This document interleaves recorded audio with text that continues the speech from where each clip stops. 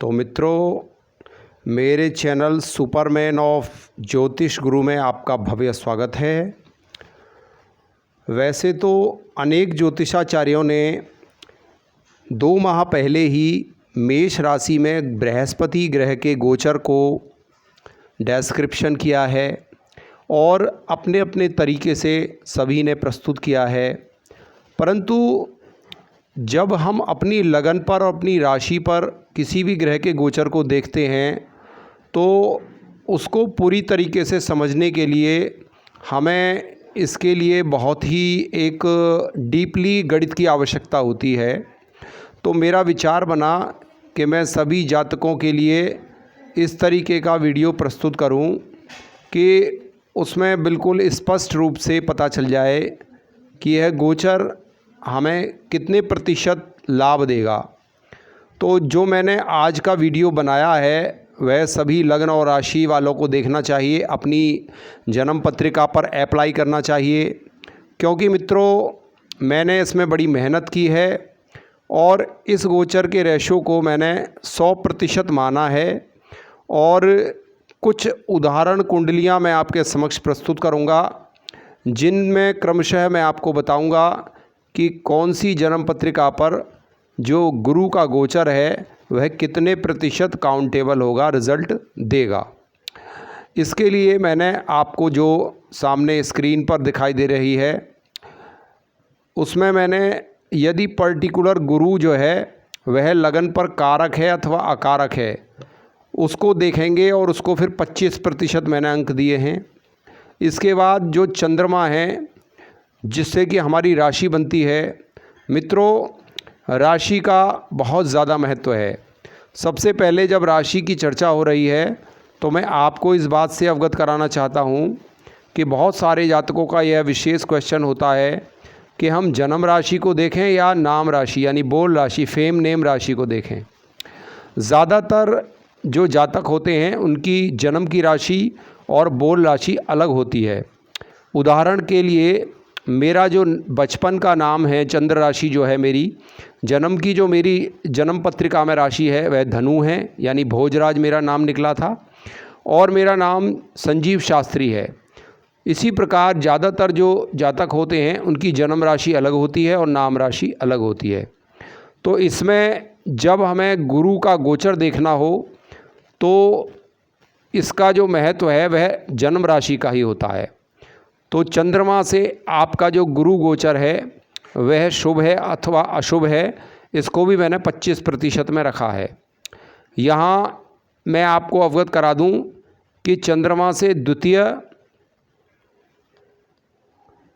पंचम, सप्तम, नवम और एकादश यानी कि 12 राशियाँ होती हैं, 12 लग्नें हुआ करती हैं। इनमें से 5 स्थानों पर यानी कि द्वितीय, पंचम, सप्तम, नवम और एकादश, इन 5 स्थानों पर गुरु चंद्रमा से शुभ माना जाता है। अब हम नेक्स्ट जो है वह है स्थान बल यानी प्लेस वैल्यू। इसको मैंने 25% लिया है। स्थान बल यानी प्लेस वैल्यू आप कैसे देखेंगे मित्रों? तीसरा, छठा, 8वां और 12वां, एक बार पुनः सुनिए, तीसरा, छठा, 8वां, 12वां, ये जो 4 गोचर हैं इनको हम अशुभ मानते हैं। यानी आपकी लगन चार्ट में यदि जुपिटर आपके लगन से तृतीय भाव में, 6th हाउस में, 8th हाउस में अथवा द्वादश यानी 12वें हाउस में विराजित होंगे तो उसको मैंने 25% यानी वह नेगेटिव हो सकते हैं, और अगर इन स्थानों में नहीं है तो वह पॉजिटिव होंगे। तो इसका जो मैंने रेशो लिया है वह 25% में लिया है। इसके बाद जो 25% बचते हैं यानी 75% हो गए, जो 25% इसके बाद बचेगा वह होगा भिन्नाष्टक वर्ग और सर्वाष्टक वर्ग। इसको हम कैसे डिफाइन करेंगे? इसके लिए मैंने भिन्नाष्टक वर्ग को लगभग 8 में से 5 अंक होने पर श्रेष्ठ माना है, और सर्वाष्टक वर्ग में जैसा कि ज्योतिष प्रेमी जानते हैं कि 28 अंक को, 28 से ऊपर जो भी अंक होते हैं या 28 होते हैं उनको शुभ माना गया है। तो उदाहरण के लिए मैं अभी, क्योंकि मैंने अपने इस प्रोग्राम में 6 उदाहरण कुंडलियाँ प्रस्तुत करनी हैं, तो सबसे पहले मैं उदाहरण के लिए जो कुंडली पेश करने जा रहा हूँ वह है, मेरे मित्र हैं सचिन शर्मा जी, उनकी कुंडली। इनका जो डेट ऑफ बर्थ है उसको आप भी अपनी कुंडली पर अप्लाई करके देख सकते हैं। मैंने उदाहरण कुंडलियों में समझाना है और उसी तरीके से आप अपनी कुंडली पर भी अप्लाई कर सकते हैं। शर्मा जी का जो जन्म है वह 12 दिसंबर 1974 का है और इनका जन्म है 2:20 का। तो इनकी मेष लगन आती है। तो यदि मेष लगन पर इनकी हम कुंडली देखते हैं तो इनकी मेष लगन है और इनका बृहस्पति एकादश भाव में विराजित है, मीन राशि में, एकादश भाव में कुंभ राशि में विराजित है इनका जो जुपिटर है, और इनकी वृश्चिक राशि है, यानी कि मेष लगन है और वृश्चिक राशि यानी अष्टम भाव में इनका चंद्रमा है। तो इनके लिए यदि हम देखें कि मेष राशि के गुरु का गोचर आने वाले समय में कैसा रिजल्ट देगा, तो उसको हम कितने प्रतिशत में लेंगे, ये मैं उदाहरण कुंडली जो पहली प्रस्तुत कर रहा हूँ इसको आप कॉन्संट्रेट होकर समझने की कोशिश करें। उसी तरीके से फिर अपनी कुंडली पर भी आप अप्लाई कर सकते हैं। सबसे पहले मैंने जो पॉइंट लिखा है वह लग्न पर कारक अथवा अकारक में 25% लिखा है। तो जब मेष लगन है तो मेष लगन में जितनी भी 12 हमारी लगनें हैं उनमें मेष लगन पर गुरु को सर्वाधिक कारक माना गया है। तो 25 जो प्रतिशत हैं वो इनके पॉजिटिव हो गए, यानी कि 25 अंक इनको जोड़ लिए। इसके बाद चंद्रमा से शुभ अथवा अशुभ, मैंने आपको चंद्रमा से द्वितीय, पंचम, सप्तम, नवम और एकादश भाव में बृहस्पति को शुभ माना है। अतः यह 6 हाउस में चंद्रमा से प्लेस्ड होंगे, क्योंकि वृश्चिक राशि से यदि हम गिरेंगे तो मेष राशि 6ठे भाव में आएगी। तो यहाँ यह 25% इनके नेगेटिव हो गए, यानी कि 25% जो इनके लगन पे कारक हैं वही काउंट किए जाएंगे। अब इनका स्थान बल, क्योंकि इनकी कुंडली में एकादश भाव में है, तो जैसा कि मैंने आपको बताया था कि तीसरा, छठा, 8वां और 11वां जो है वह प्लेस वैल्यू के अकॉर्डिंग ख़राब माना जाएगा। तो प्लेस वैल्यू के 25% भी इनके पॉजिटिव हो गए। इसके बाद भिन्नाष्टक वर्ग में इनको 8 में से 4 अंक प्राप्त हैं और सर्वाष्टक वर्ग में 33 अंक प्राप्त हैं। तो एक में तो यह पॉजिटिव है और एक में यह मध्यम है, तो लगभग हम 10% इनके अंक इसमें मान लेते हैं। तो ओवरऑल इनको लगन पे कारक होने के 25 अंक मिले और स्थान यानी प्लेस वैल्यू में इनका एकादश भाव में लगन से बृहस्पति है, 25% वो अंक मिले यानी 50%, और 10% इनके, क्योंकि सर्वाष्टक वर्ग में 33 अंक हैं और भिन्नाष्टक वर्ग में 4 हैं, तो उसमें मैंने इनको 10% अंक दिए। तो ऐसा माना जाएगा कि जो सचिन शर्मा जी हैं इनका जो गोचर होगा वह लगभग 60% इनको रिजल्ट देगा। इसके बाद उदाहरण कुंडली द्वितीय, ये हैं हमारे मित्र मनोज जी, और मनोज जी की कुंडली का जो इनका जन्म है वह है 19 अक्टूबर 1976 का, और समय है इनका 1:20। तो इसके हिसाब से इनकी मकर लगन बनेगी और सिंह राशि बनेगी। तो इनकी कुंडली के लिए हम देखते हैं कि इनकी कुंडली पर आने वाले समय में मेष का जो गुरु है वह कितना शुभ रहेगा, कितने प्रतिशत रिजल्ट देगा। उसके लिए हम सबसे पहले जो हमारा पॉइंट है लग्न पर कारक है, तो इनकी मकर लगन है, तो मकर लगन पे यह अकारक हुआ, तो 25% माइनस हुए।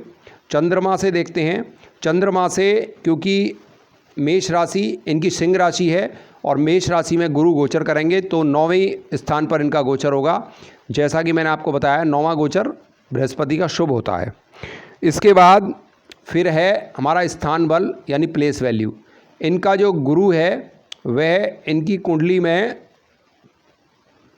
जो गोचर करेगा वह करेगा मित्रों इनके मेष राशि में, यानी मकर राशि से जो मकर लगन है उससे इनका जो 1 नंबर पड़ेगा वह पड़ेगा 4थे स्थान पर, तो यह भी शुभ होगा, यानी 25% अंक इनके यह भी शुभ हो जाएंगे। इसके बाद भिन्नाष्टक वर्ग में यदि इनके अंक देखें तो वह 29 और 5 हैं, यानी वहाँ भी जो सर्वाष्टक वर्ग है वहाँ 29 अंक हैं, यानी 28 से ज़्यादा हैं, और वहाँ भी 4 से ज़्यादा हैं, यानी कि 5 अंक मैंने शुभ बताए हैं। तो यहाँ भी इनको 25% अंक मिल गए, यानी कि इनको भिन्नाष्टक सर्वाष्टक वर्ग के 25 अंक मिले, और स्थान बल में इनका 4थे भाव में बृहस्पति गोचर करेगा, तो यह भी इनके लिए शुभ हो गया, यानी 50%। और चंद्रमा से भी इनका शुभ है, यानी 75%। लगन पर अकारक है, यानी कि मनोज चौहान जी को जो गुरु का गोचर है वह 75% शुभ रिजल्ट देगा। इस तरीके से आप अपने कुंडली पर भी अप्लाई कर सकते हैं। उदाहरण कुंडली तीसरी यानी तृतीय, ये मेरे मित्र धीरज शर्मा जी की है। इसमें जो इनका डेट ऑफ बर्थ है वह है 29 मार्च 1989 यानी कि 1989 और समय है प्रातः 9 बजे का। तो अगर इनकी देखें तो इनकी लगन वृषभ बनती है और इनका जो बृहस्पति गोचर करेगा वह 12वें स्थान से करेगा। तो सबसे पहले लगन पर अकारक हुआ तो 25% अंक कट गए क्योंकि इनकी वृषभ लगन बनेगी। चंद्रमा से शुभ अथवा अशुभ, इनकी जो राशि है वह वृश्चिक राशि है, तो चंद्रमा से इनका छठे भाव में है, तो यह भी इनका नेगेटिव हुआ। अब स्थान बल देखते हैं मित्रों, इनकी कुंडली में 12वें भाव में बृहस्पति गोचर करेगा तो वहाँ भी 25% अंक इनके माइनस हुए। इसके बाद इनका अष्टक वर्ग में जो बृहस्पति है वह 23 और 4 अंक ले रहा है। तो यहाँ एक चीज़ पॉजिटिव हो गई कि इनकी कुंडली में मित्रों मैं आपको बता दूं कि तीसरे, छठे, 8वें और 12वें इन स्थानों पर यदि बृहस्पति हो और वह गोचर में कम अंक ले तो वह शुभ माना जाएगा। यानी कि नेगेटिव जो ग्रह है वह जितना कमज़ोर होगा उतना ही वह शुभ होता है। तो कुल मिलाकर इनको 25% रिज़ल्ट जो है धीरज शर्मा जी को आने वाले समय में मिलेगा, जो कि काफ़ी वीक है। अब मैं इसके बाद जितेंद्र शर्मा जी की कुंडली लेता हूँ। जितेंद्र शर्मा जी की कुंडली उदाहरण प्रस्तुत करता हूँ, जो कि उदाहरण कुंडली चौथी होगी। इसमें इनका जो डेट ऑफ बर्थ है वह 26 जनवरी 1968 का है और समय है सुबह 4 बजे। इनकी है वृश्चिक लगन इनकी बनती है और इनकी राशि बैठेगी, जितेंद्र शर्मा जी की जो राशि है वह है मित्रों वृश्चिक राशि और वृश्चिक ही इनकी लगन है। तो यदि लगन पर हम कारक और अकारक देखते हैं तो इनकी कुंडली में जो वृश्चिक लगन है, लग्नेश का मित्र होने की वजह से हम इसको कारक मानेंगे, यानी कि 25% अंक इनके पॉजिटिव हुए। अब इनके चंद्रमा से देखते हैं शुभ है अथवा अशुभ है। चंद्रमा से इनकी कुंडली में इनका जो बृहस्पति है वह मेष राशि इनकी पड़ेगी 8 नंबर से छठे भाव में, जो कि अशुभ हो जाती है। इसके बाद इनका स्थान बल जो कि 1 नंबर इनके 6 हाउस में पड़ेगा। जब बृहस्पति गोचर करेंगे तो इनका 6 हाउस में 1 नंबर पड़ेगा, यानी मेष राशि पड़ेगी, तो वह भी माइनस हुई। अब भिन्नाष्टक वर्ग और सर्वाष्टक वर्ग में जो इनके अंक हैं वह 27 और 4 हैं, जो कि अनुकूल नहीं हैं, लेकिन छठे भाव में हैं। तो छठे भाव में 27 और 4 का जो रेशो है वह शुभ माना जाएगा। तो इनके भी जो लगन पर इनकी वृश्चिक लगन मानी थी, इनकी लगन पर कारक था, तो 25% अंक इनको मिल गए। चंद्रमा से भी अशुभ है और स्थान बल से भी अशुभ है, तो इनको 50% रिजल्ट गुरु का गोचर का प्राप्त होगा। अब इसके बाद योगेंद्र शर्मा जी हैं, इनकी कुंडली का विश्लेषण करेंगे कि इनको आने वाले समय में मेष के गुरु का गोचर कैसा रहेगा। इसके लिए इनका जो डेट ऑफ बर्थ है वह है 19 अक्टूबर 1971 और समय है इनका 11:55 PM। तो इसके हिसाब से इनकी कर्क लगन बनती है और कर्क लगन पर इनके दशम भाव में गुरु का गोचर होगा और जो इनकी जन्म राशि है चंद्रमा वह वृश्चिक राशि में है। तो इनके लिए देखते हैं कि गुरु का गोचर कैसा होगा। तो मित्रों इनके लिए लगन पर कारक है क्योंकि कर्क राशि का जो स्वामी है वह चंद्रमा है और इसका जो बृहस्पति है वह मित्र होता है। और इसके बाद चंद्रमा से शुभ अथवा अशुभ, इनकी वृश्चिक राशि है तो चंद्रमा से छठा गोचर होगा तो अशुभ होगा। स्थान बल के अकॉर्डिंग यदि हम देखें तो इनके दशम भाव में गोचर होगा। मेष राशि कर्क लगन के दशम भाव में पड़ती है तो यह शुभ हो जाएगी। और भिन्नाष्टक वर्ग या सर्वाष्टक वर्ग इनका देखें तो इसमें 27-4 का रेशो है। दशम भाव में 27-4 का रेशो जो है वह अच्छा नहीं है, तो इसलिए नेगेटिव माना जाएगा। यानी कि इनकी लगन पर कारक है, 25% शुभ हो गया। चंद्रमा से अशुभ है 25% अशुभ हो गया, यानी 25% बचा। स्थान बल के अकॉर्डिंग दशम भाव में 50% हो गया और भिन्नाष्टक और सर्वाष्टक वर्ग में माइनस है, यानी कि इनको योगेंद्र शर्मा जी को 50% रिजल्ट जो है आने वाले गोचर का मिलेगा। अब हमारी जो अंतिम उदाहरण कुंडली है वह है पुलकित चौधरी जी की। पुलकित चौधरी जी की जो आने वाला मेष राशि का गोचर है वह कैसा रहेगा, कितने प्रतिशत होगा, इसका उदाहरण प्रस्तुत करते हैं। इनकी वृषभ लगन है और इनका जो डेट ऑफ बर्थ है वह है 18 अगस्त 2003 और 11:48 बुलंदशहर का इनका जन्म है। इसी उदाहरण कुंडली में देखते हैं तो इनकी वृषभ लगन बनती है, जिस पर कि जो गुरु है वह अकारक हो जाते हैं। इसके बाद जो चंद्रमा है वह इनका 12वें भाव में बैठा हुआ है, तो चंद्रमा से ही गुरु का गोचर होगा, जो कि शुभ नहीं माना जाएगा, यानी अशुभ माना जाएगा। जैसा कि मैंने आपको बताया है कि गुरु चंद्रमा से अगर द्वितीय भाव, पंचम भाव, सप्तम भाव, नवम भाव और एकादश भाव में गोचर करता है तो वह शुभ माना जाता है। अब स्थान बल के अकॉर्डिंग देखें तो इनकी कुंडली में लगन से 12वां गोचर होगा, जो कि शुभ नहीं माना जाएगा। भिन्नाष्टक वर्ग के अकॉर्डिंग अगर इनका हम देखते हैं तो 26 और 3 का रेशो है। 12वें भाव में 26 और 3 का रेशो अच्छा माना जाएगा, क्योंकि 28 से कम है और वहाँ 5 से कम है। तो मित्रों, सबसे पहले तो इनकी लगन पे अकारक हुआ, 25% कट गए। चंद्रमा से अशुभ हुआ, वहाँ 25% कट गए। स्थान बल के अकॉर्डिंग भी अशुभ है तो वहाँ भी 25% कट गए। और भिन्नाष्टक वर्ग में क्योंकि यह अशुभ स्थान पर है तो यहाँ 25% अंक इनको प्राप्त हुए, यानी कि पुलकित चौधरी जी की कुंडली में 100 में से 25% रिजल्ट जो है इनके गुरु का रहेगा। अब मैं लास्ट में, क्योंकि मैंने यहाँ केवल 6 उदाहरण कुंडली प्रस्तुत की है, मैं अपनी जन्म पत्रिका भी आपके समक्ष प्रस्तुत करूँगा। मेरा जो डेट ऑफ बर्थ है वह है 22 जुलाई 1975 12:20 AM अलीगढ़, डिस्ट्रिक्ट अलीगढ़। तो मेरा मेष लगन और धनु राशि है। तो मेष लगन पर मेरी कुंडली में चंद्रमा कारक है तो 25% रिजल्ट शुभ हो गया। चंद्रमा से पंचम गोचर है तो वह भी शुभ हुआ। स्थान बल के अकॉर्डिंग मेरे गुरु लग्न में ही बैठे हैं लग्नेश मंगल के साथ, तो वह भी शुभ हुआ। और भिन्नाष्टक वर्ग में मेरे 8 में से 7 अंक हैं और सर्वाष्टक वर्ग में मेरे 35 अंक हैं, तो वहाँ भी शुभ हुआ। यानी कि जो मेरी मेष लगन है उस पर 100 में से 100% गुरु का रिजल्ट रहेगा, जो कि 100% है। तो मित्रों, मैंने आपको जिस तरीके से प्रतिशत का वर्गीकरण करके हर लगन, हर राशि पर गुरु ग्रह के गोचर को आपको कैसे देखना है, इसको सावधारण प्रस्तुत किया। बहुत ही रोचक विषय था।